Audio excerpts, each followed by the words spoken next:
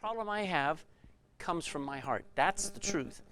So these next 12 verses that we're going to look at, and I need you to go to Mark chapter 10. These next 12 verses describe a lesson taught by Jesus that is tough to understand. It would take quite a few hours to go through and try to understand the issue of marriage and divorce. What Jesus says is an all too brief teaching. If you want a thorough subject on divorce, you'll have to go elsewhere. You'll have to go through the Bible and see other sections of it. Jesus here is not going to teach completely about it, but he's going to challenge the ways that people misunderstand marriage and divorce and how they apply their misunderstanding. If I asked 100 people what they think marriage is, most of them wouldn't know. Most of them would only explain what they think marriage is from their experience with their parents and their grandparents on TV. If I asked them what divorce was, they wouldn't be able to tell you what it is other than it's horrible and it's something that people have to do. If I asked those same 100 people when a person should be able to get a divorce, what do you think their answer would be? Most of them would say, well, whenever they need it. That's what people would say. Last question. If I asked the same 100 people, how many of them were married or getting married, how many do you think there would be? How many of that 100 people were either married or planning on getting married today? What do you think the answer would be? Between 10 to 25%, depending on your location, all right? In the cities, it's 10%. Out in the country, about 25%. But they came to hear him teach. But guess who else came to hear them teach? The Pharisees. So let me just stop, and before we talk about the Pharisees, I just wrote down a little note, and that is that evidently Jesus is doing a lot of teaching. Was it because they lacked information or that they lacked teaching? In that day, no. The Pharisees constantly taught. They were hammering what was the law. So information is not our problem. Understanding is our problem. What's the difference between knowledge and understanding? What would you say is the difference? You might have got a guess. Well, what's the difference between information and actual understanding? Yes, you've deciphered the information to actually have knowledge, obviously. Okay, if I said E equals mc squared, I can memorize that and I can quote it. But do I understand it? That's the difference. If I say, judge not lest ye be judged, I can quote that verse, but I don't understand it. I do, but I'm just saying most people don't. So there's a big difference. And in Jesus' day, when he sat down to teach, he opened their understanding. Does that make sense? And that is what people are missing. They want information. I'm surprised. I'll say something, and then somebody will switch over and go onto the internet and check out, well, how many? Or did he really say what is true? And they're grasping at information, but I wonder, do they understand what they're learning? Jesus taught throughout his ministry. Here, he's going to speak about marriage and divorce.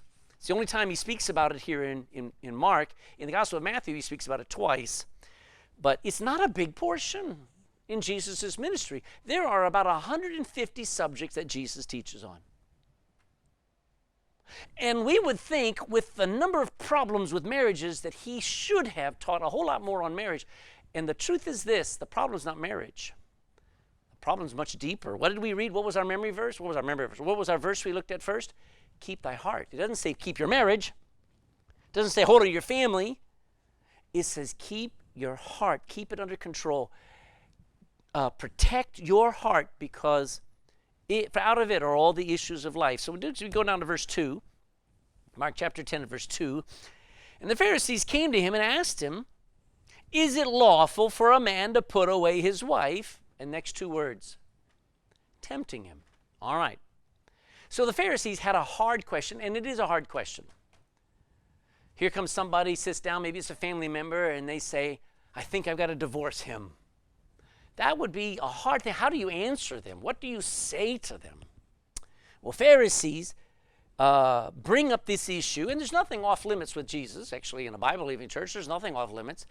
Everything of substance is fair game. We'll talk about anything when it comes to the Bible, but they really don't care about his answer, do they? What are they trying to do with Jesus? Trying to tempt him, which means trap him. They're trying to tempt him to answer and take a side that would make some of the people turn away from him and maybe cause division among his disciples. That is their goal. So it's a very divisive issue still to this day. So many people, especially for women, so many people were divorcing in Jesus' day and today. Even among the Pharisees, you'd think somebody who was very religious wouldn't have a problem in their home or a problem with their relationship with their wives. But adultery was rampant. When Jesus said to the crowd of men who were there ready to stone her, not because they wanted justice, but because they wanted Jesus to authorize them to stone her and say, he said do it, we're not responsible, he's quoting the law. And what did Jesus say? He that is without sin. Now, he's not actually saying he that is sinless. That would be stupid because nobody believes they're sinless. And he's saying, those of you who don't have any kind of issue with this, have no background with this, and adultery was rampant, and it pierced their heart when he says, those of you who are qualified to judge, go ahead, stone her. And they all dropped the stones because every man in that group was guilty of some form of adultery. That ought to shock you, that you think in Jerusalem, in Israel, at a time when the Pharisees had a grip on people, they kept the harlots and the publicans at distance. They did everything by the law, and yet adultery was rampant. Which is more important, to have a husband and wife stay together or worry about people tithing their herbs? But the Pharisees were so gnat strainers, they never dealt with the real big issues. So here they come.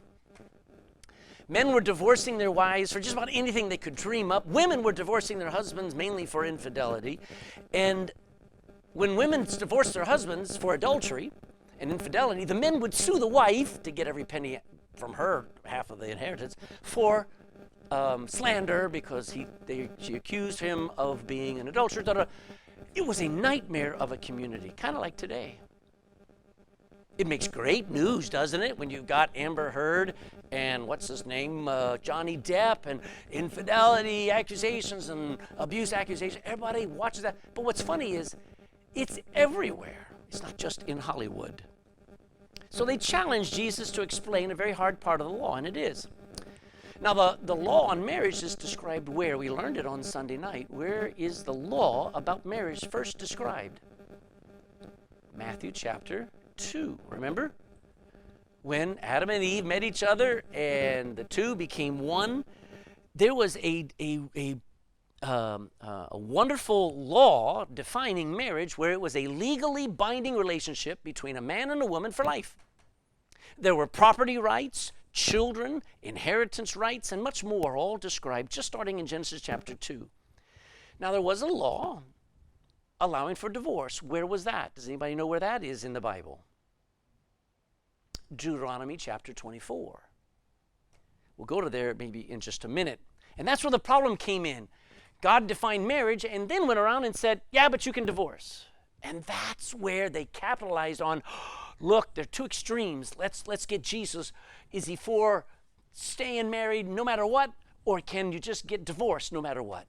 They tried to put him into an extreme. So let's look at verse 3. Mark chapter 10, verse 3. And he answered and said unto them, what did Moses command you? What is he saying there? He's saying, what does the Bible say? What are the words that were said? Not what do you feel, which side are you on? No. What did Moses command? Verse 4, and they said, well, Moses suffered to write a bill of divorcement and to put her away. So they're quoting now. They're not quoting from Genesis 2. Where are they running to? Deuteronomy 24. All right, it's at the end of the law, all right? So, and they run there and they says, suffered means allowed. And they said, Moses suffered to write a bill. It was a legal document, a legal act of divorcement, and to put her away. And just hold there for a second. They are summarizing Deuteronomy. Hold your place here and go to Deuteronomy 24. Let's read that. Deuteronomy chapter 24. Now, you know what I found about the Bible?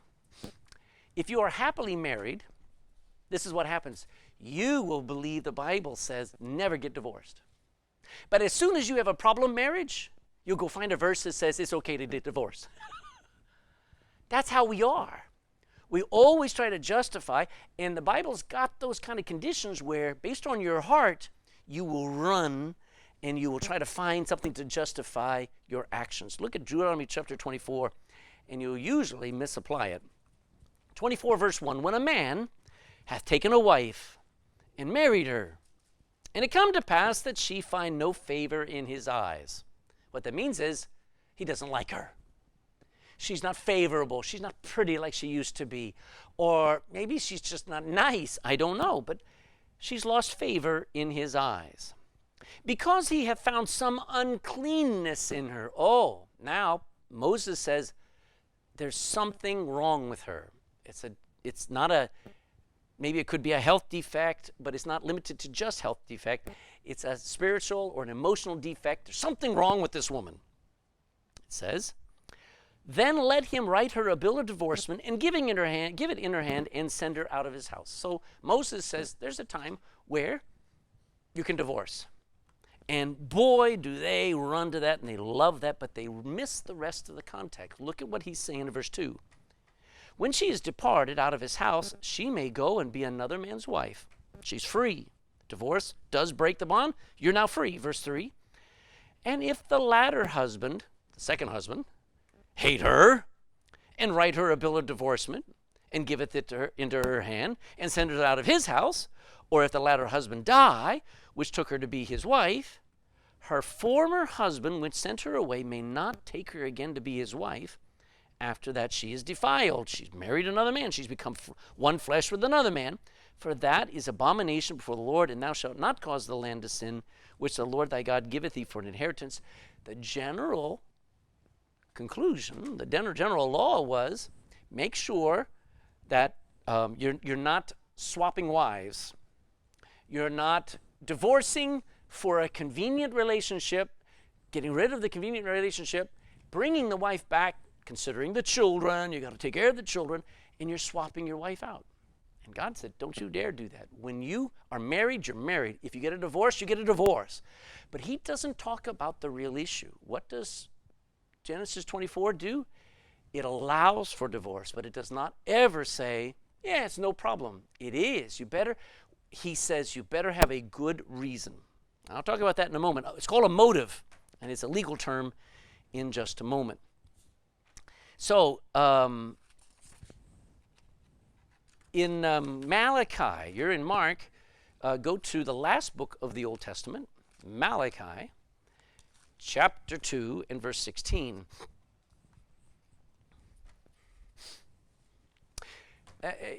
See, we think of the Bible as something, people having the same kind of rights and freedoms that we have today.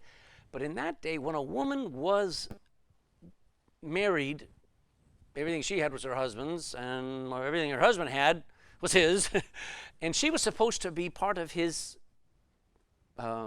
finances. Everything was supposed to be shared. If he ever divorced her, and if she was absolutely all by herself and on her own, she was usually destitute. And the man was not to just treat this woman where he can divorce and remarry and take her back and treat her like property. That's what Deuteronomy 24 is trying to say.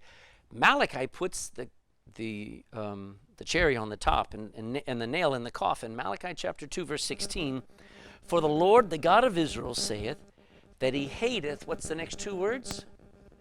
All right, now putting away is the word for divorce. It's when you put somebody out of the house, when you break the bond, when you permanently separate and you're never going to get together again. What does God say about it? He hates it. Then he goes on and he says, in a relationship, there's abuse. He says, for one covereth violence with his garment. He's covering up violence in the home. Saith the Lord of hosts, therefore take heed to your spirit that ye deal not treachery. Watch your spirit, your heart, in your home. Al, we'll talk about that when we get here back to Mark chapter 10. The truth is, Moses said people could divorce. And so they questioned, does it mean it's okay to marry someone and then divorce them? We can just marry and divorce. That's all it is.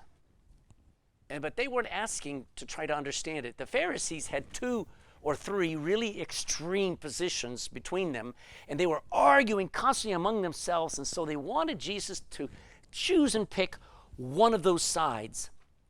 Not that they wanted him to teach them. They knew God designed marriage, but they were admitting that God allows people to divorce. So if God allows it, can we just divorce? No question. Have you ever heard the phrase no-fault divorce? That's normally, if you get a divorce, it's called a no-fault divorce now in most countries and most places, where you just apply for a divorce and they give it to you.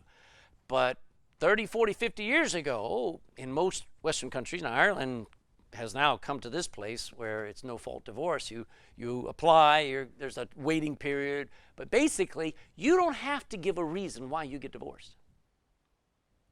And that's called no-fault divorce, and that is where the problem is.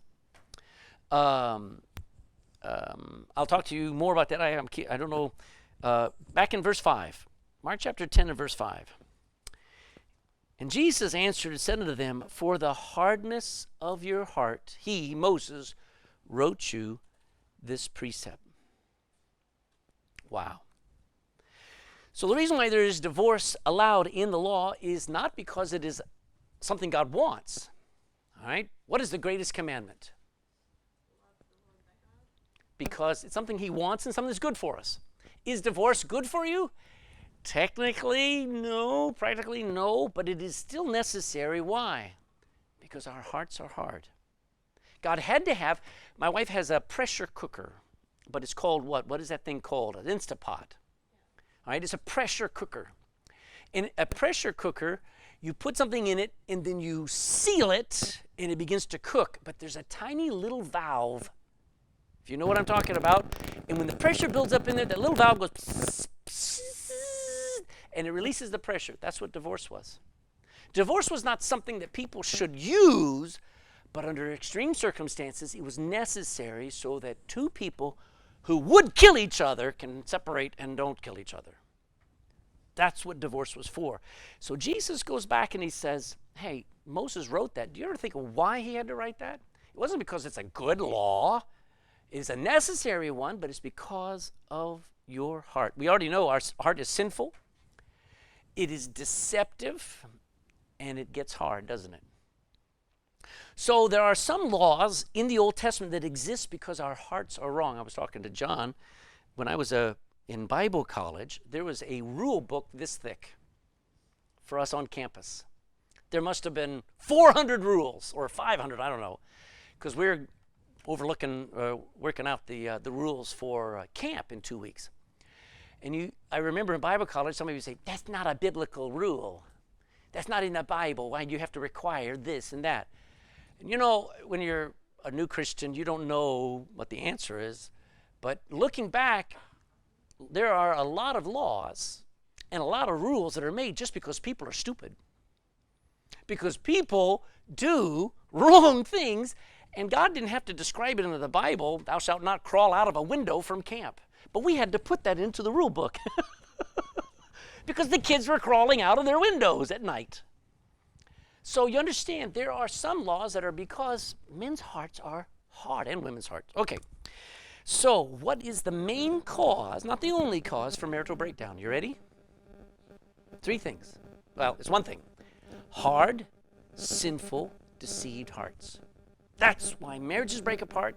That's why all of our problems are there. Let me say this, God's laws never change hearts, does it? God doesn't give us a law that changes our heart. What do we need? Grace. We need second chances. We need love and compassion and mercy and instruction and sometimes consequences, but the law doesn't ever save. It just gives what are possible or what are right or wrong. These laws, like the law of divorce protects families from abuse. What would it be like if there were no divorces ever? Well, what you've got, and I saw it when I first got here, I knocked on several doors in Blarney. I can take you back to the houses. I still remember walking away, shaking my head, meeting an older woman at the door. It's this one house I'm thinking of. And I gave her a bit of the Gospels, talking to her. She said, oh, my husband probably would talk to you about all that all day long. I said, really? Well, can I talk to him? Well, you'll have to go around the other side of the house because we haven't talked in 9 years. Oh, that hurt thinking about. They live in the same house and they haven't spoken in 9 years. Okay? Wow. The law of divorce protects women from abandonment, which was very common. And there was a lot of things that the law protected. But let's go back. Let's look at verse 6.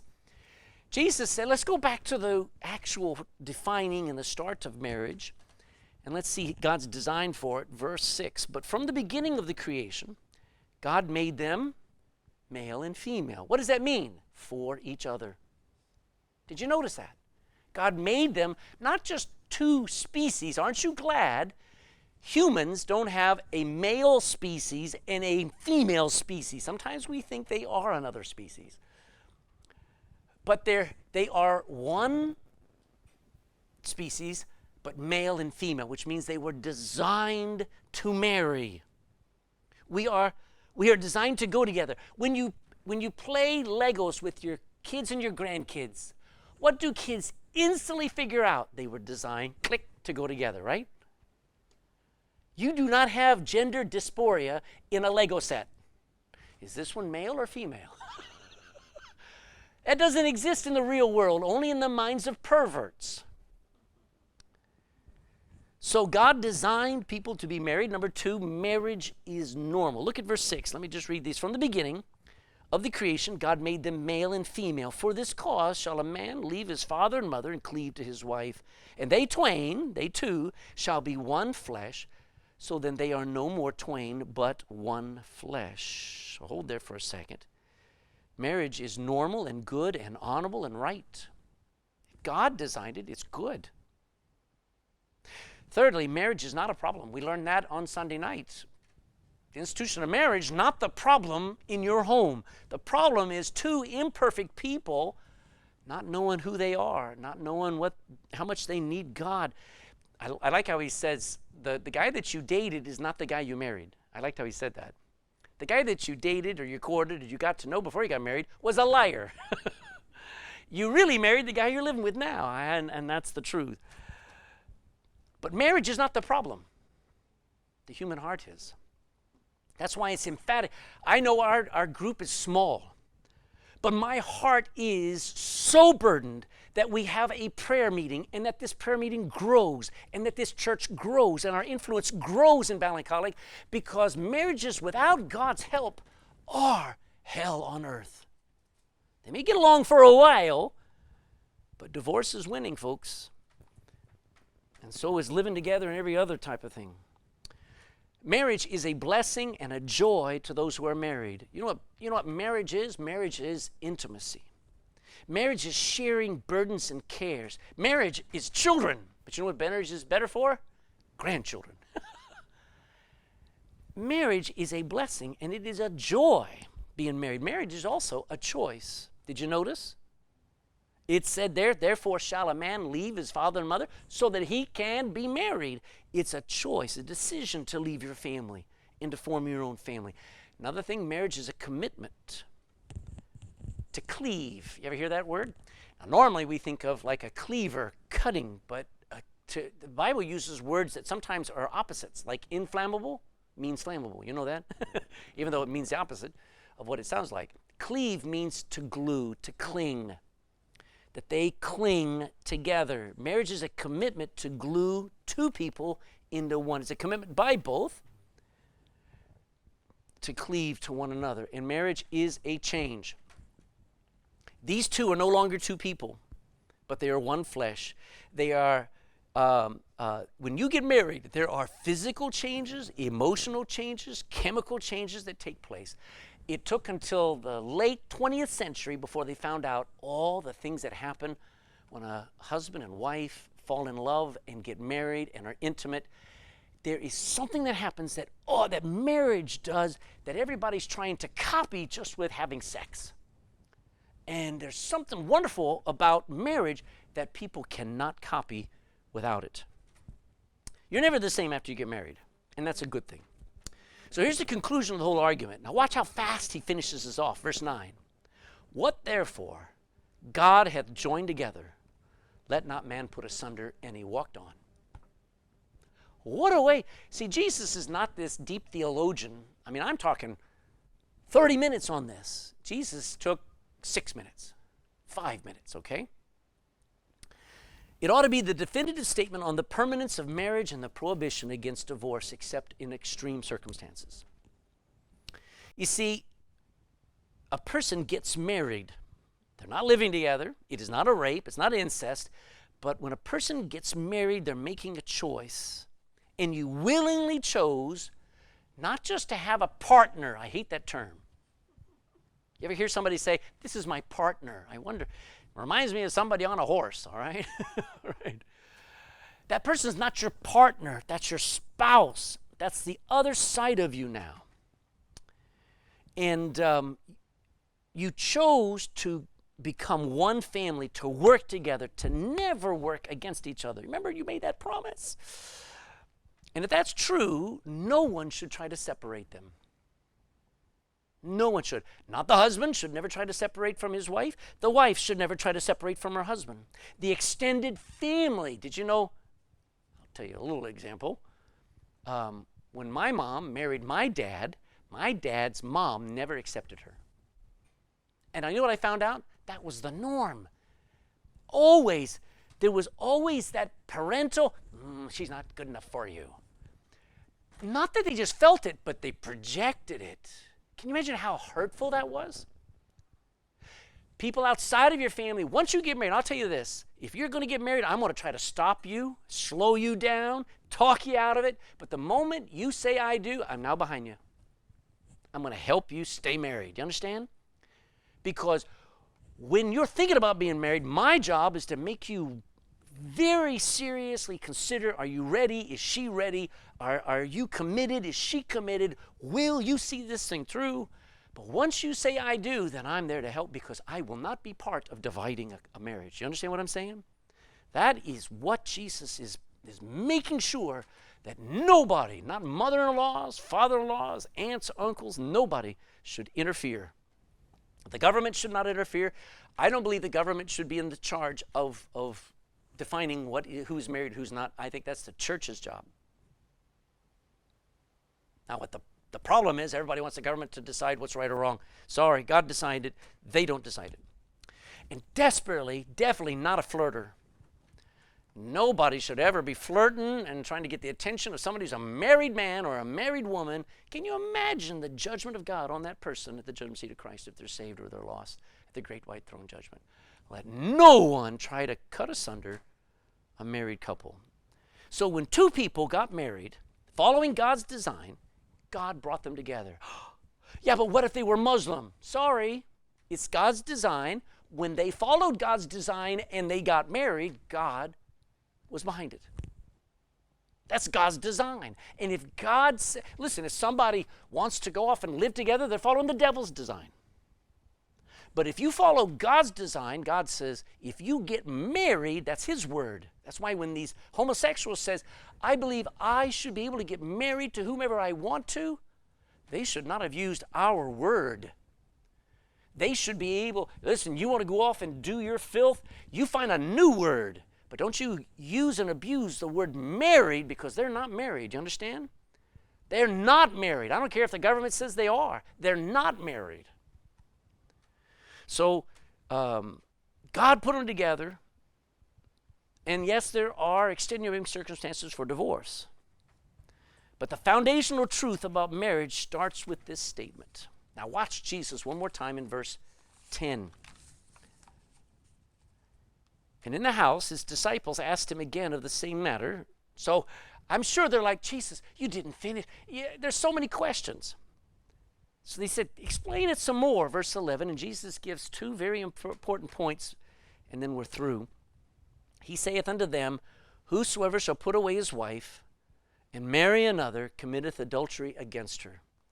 And if a woman shall put away her husband and be married to another, she committeth adultery. Wow.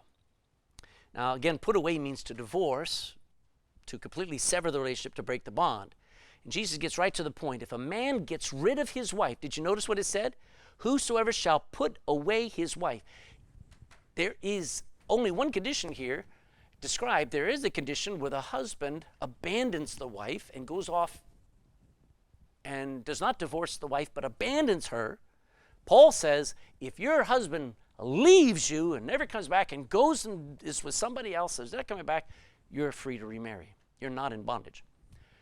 If there is abuse, there's a condition for that as well. But here, Jesus says, if somebody says, I don't like you anymore, I'm divorcing you because I'm in love now with Sally. When you force a woman who's trying to be in love with you to now leave you so that you can be with someone else, who's at fault? The man. He's an adulterer because he is married in God's eyes, but he doesn't want to be, and he wants to be with somebody else. Same goes for a woman. If a woman says, I don't like my husband, I don't want my husband, I don't love my husband, it's over, I'm in love with Sean. What does God say? She has broken a relationship that God put together. She has divided it, and she's now going to be with someone else. Now, the person who's been abandoned, that's a whole other thing. Can they remarry? Of course they can. But wow, what a harsh world we live in where people are they feel that free. And Jesus says, you better watch your eyes, because what would cause a man, let's just use a man for a minute, who's first in love with a woman and then he falls out of love, and then he falls in love with another woman and he dumps the first wife. Where's the problem? Is it the first wife that's the problem? No. Now, she may be a part of the problem. She may be all kinds of things. But God says, husbands, love your imperfect wife. That's a command. And if I give my love to somebody else when I've already vowed it to one person, I'm committing adultery. So I'm committed to staying married. I'm committed to keeping my heart so this marriage works. I do not have the freedom to divorce. Jesus has taken away that freedom so that you protect your marriage. Not, oh, I'm in bondage. No, you got in bondage when you got married, but you are bound to that woman. Stay that way. Divorce is not supposed to happen just because you don't love someone anymore. That's why the Bible actually commands us to love. If you stop loving your wife or your husband, you're a lawbreaker. Once you stop loving them, it's not that you're divorced, you gotta love them. It is the same if you stop loving and caring for your children. Okay, let's do an example here. Here's Hannah back there. She says, I just don't love my children anymore. I can't imagine you being able to do that. But some women do. But let's say, what does God say and what does the government say about somebody who abandons their children? That's against the law.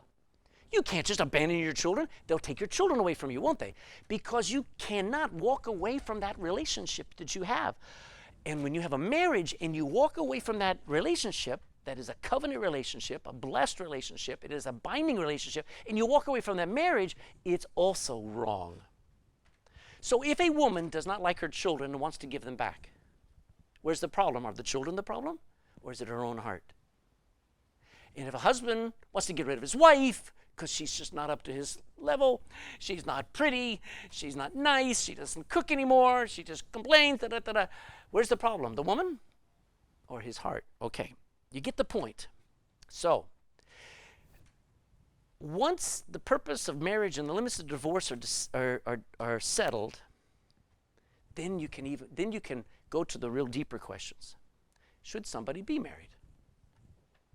See, the problem is not marriage. Marriage is great, just people are not ready for it. Amen? Do people understand what causes marriages to break down, and are they ready to face those things? If I got a boat, now Tony here has got oodles of years of experience with a boat. I have that much experience with a boat. But say I'm going to go and buy me a boat. I'm going to buy me a 14-footer. It's got a outboard motor. I don't know what the size is. I don't know. And I'm going to go out, and I have never been trained. I have no idea what I'm getting into. I don't know how to fix the motor if I get stuck out there. I don't know how to signal for help. I don't know anything. I'm just going to go do it. That's how most people get married, aren't they? How stupid is it to just jump into a relationship and get married, and you're going to crash and burn? Anyway, that's enough. Folks, I'm telling you why we have church, why we have preaching, why there's teaching, and why the devil keeps everybody from it. We have this because this is where Jesus spent his time teaching and dealing with issues of the heart, so that we don't have to deal with marriage problems. Marriage problems are a problem with the heart. If people allowed God to change their heart regularly, we would not have to be dealing with adultery and divorce and remarriage. Do you understand what I'm saying? All right.